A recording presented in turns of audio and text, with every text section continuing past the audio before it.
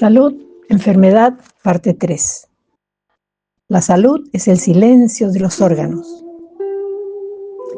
En el video de salud, enfermedad, parte 2, quedamos en que ya hay personas que han decodificado cuáles son las emociones que generan los síntomas a los que, por no prestarle atención, se reiteran hasta convertirse en enfermedad. Ya sabemos que el único que no nos miente es nuestro cuerpo. ¿Por qué será que no lo escuchamos? Una persona muy conocida es Louise Hay, quien no solo aborda el síntoma detrás de la enfermedad, sino que además presenta en cada caso un tratamiento lingüístico con visos de decreto para modificar el concepto que tiene el cerebro en relación con la imagen que produjo el shock. Porque lo que nos enferma no es lo que nos sucede, sino lo que pensamos respecto de ello. Ejemplo: malestar, pancreatitis. Causa posible: enfado, rechazo y frustración porque la vida parece haber perdido su dulzura. O sea, por alguna razón, por algún hecho que ha vivido, la persona piensa eso de la vida. Nueva pauta mental: me amo y me apruebo. Yo creo la dulzura y la alegría en mi vida. Creo de crear, ¿verdad?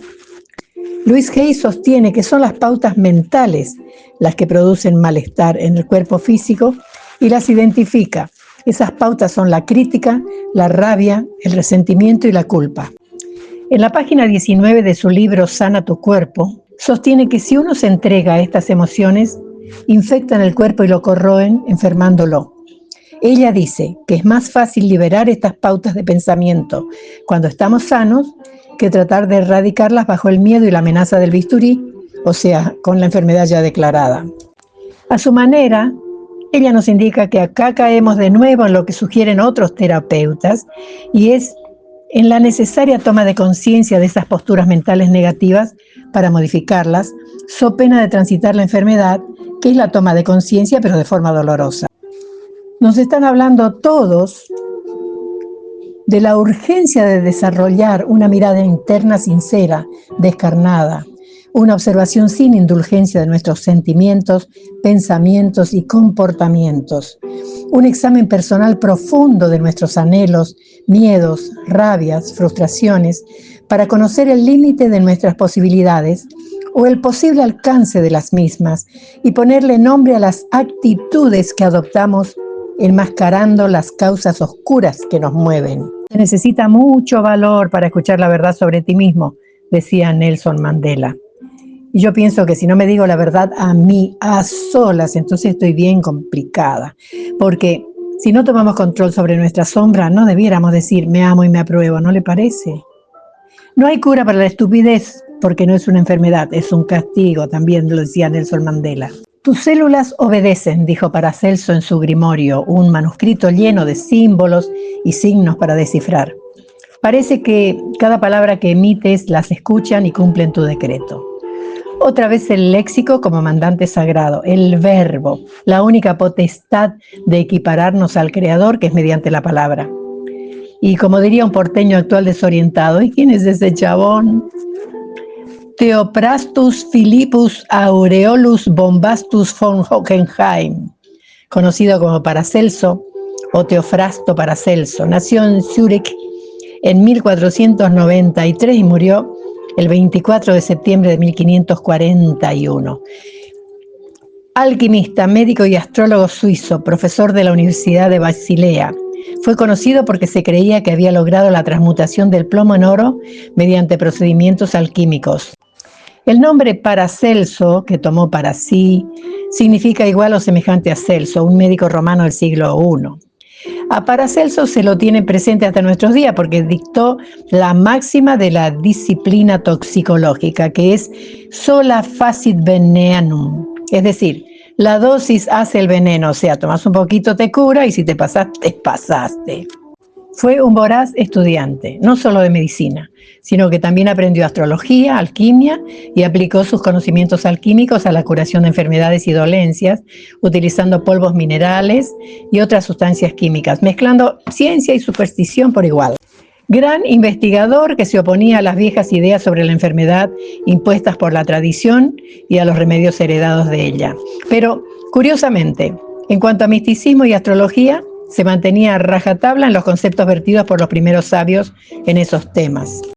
Se consideraba un científico y no un mago.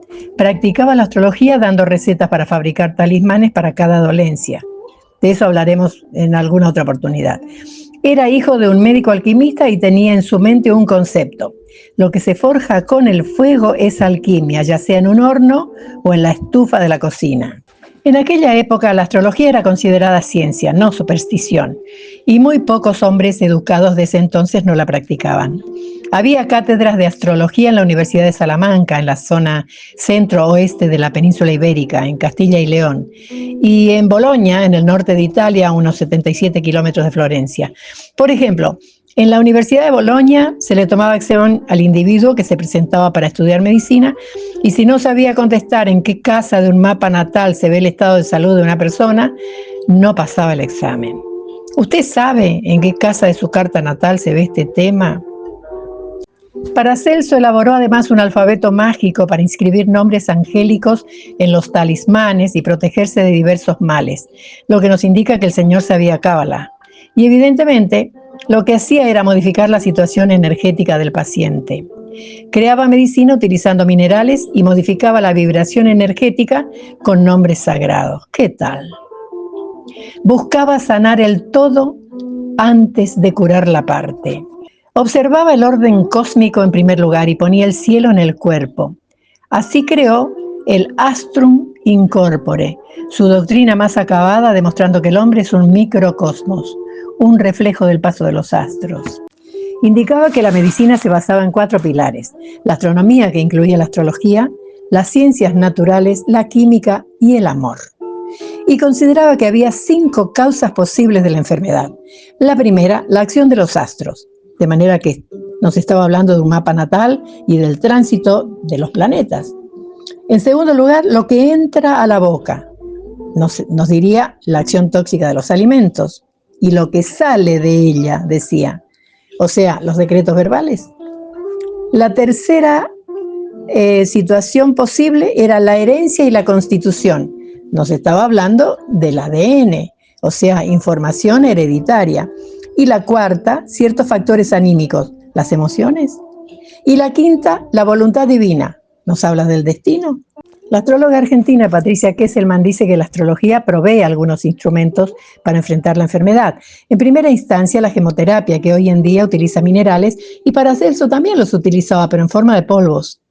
Patricia dice también que los perfumes ya eran utilizados en Egipto antiguo como esencias de sanación preventiva por la capacidad antiséptica que impedía la proliferación de bacterias y que fueron empleadas en la momificación, conservando los cuerpos por miles de años. Hoy en día tenemos, por ejemplo, la terapia floral, descubierta por el médico británico Edward Bach en la década de 1930, cuyo uso ahora es muy común y cuya base es la creencia de que las flores tienen una vibración energética que recupera el equilibrio emocional y por ende el bienestar. El médico en cuestión, Bach, decodificó la influencia energética de 38 flores y cómo éstas corregían la emoción que desequilibraba al alma, volcándola a un estado de malestar determinado. Pero claro, luego hay que ver las causas que provocan esa emoción desbordada, tóxica, sin control. Farmacopea terrenal. Falta que le agreguemos el conocimiento astrológico para descubrir la causa que activa las situaciones desestabilizantes detrás de las emociones, ¿no? Hipócrates de Cos, a menudo conocido como Hipócrates II, fue un médico griego del siglo V a.C., conocido como el padre de la medicina. Él decía que tu alimento sea tu medicina y que tu medicina sea tu alimento. Cura a veces, trata con frecuencia, consuela siempre. Acá no se está hablando de emociones desbordadas. El paciente debe combatir la enfermedad junto con el médico. Él sostenía lo siguiente: que nadie espere practicar con éxito el arte de la curación sin auxilio o conocimiento de la ciencia astrológica. Y hoy un médico piensa que la astrología es superchería y jamás se atrevería a decir que incluye esa información en su práctica. A menos que se llame Jung, por ejemplo, ya que Jung utilizó la astrología no solo como un sistema de predicción, sino como una herramienta diagnóstica en su práctica analítica. Aclaremos desde el vamos, no se trata de reemplazar al médico, se trata de que el médico tenga también presente el dato astrológico. Yo pienso que diagnosticaría más rápido. Platón concebía la medicina como una ciencia que buscaba restaurar la armonía física y espiritual. Por lo tanto, debía abordar ambos aspectos. Epicteto, filósofo estoico griego, que nació esclavo en Hierápolis, Frigia, actual Turquía, alrededor del año 55 después de Cristo, y murió en Nicópolis, Grecia, alrededor del 135 después de Cristo. Gran maestro de filosofía estoica, pensaba: no son las cosas que suceden las que perturban a los hombres, sino sus opiniones sobre las cosas que suceden. ¡Caramba! ¡Siglo primero! Siglo primero de nuestra civilización y ya sabía lo que ahora se nos muestra como novedad absoluta. ¿Qué pasó durante 1900 años? Estábamos dormidos. Él ponía énfasis en la idea de que la verdadera libertad era el dominio de la mente, de la capacidad de controlar las reacciones frente a las circunstancias externas. Fíjense lo que decía. Ningún hombre es libre si no es dueño de sí mismo. Eso decía. Yo insisto, lo que él predicaba era ser amo de nuestra mente.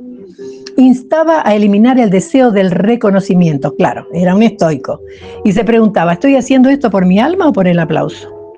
Y acá una frase suya fundamental: cualquier persona capaz de hacerte enfadar se convierte en tu amo. ¡Oh, la ira! Clean, caja, ya está, termino acá. En la próxima entrega veremos las enfermedades de la astrología. ¿Quién les habla? Sara Levy. Edición Valeria Andrea Picone. Y música, Luces del Puerto, por los Indios Tabayara.